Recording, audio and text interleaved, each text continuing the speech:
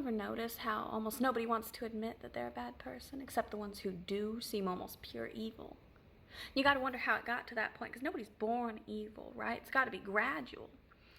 And I was thinking it's probably because everybody seems to have it backwards when they're differentiating between a good person in a bad situation and a bad person in a situation that they have created.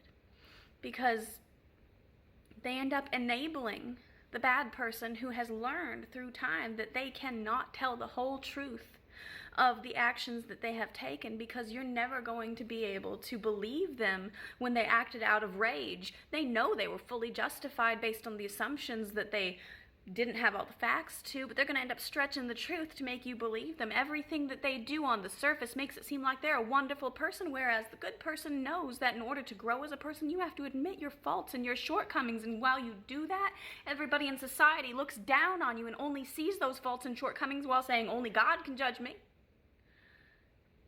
And the good person tries to speak out against the bad person. And they're met with, you need to hush up. They didn't mean it. They're a great person. You need to keep the peace. Are you crazy?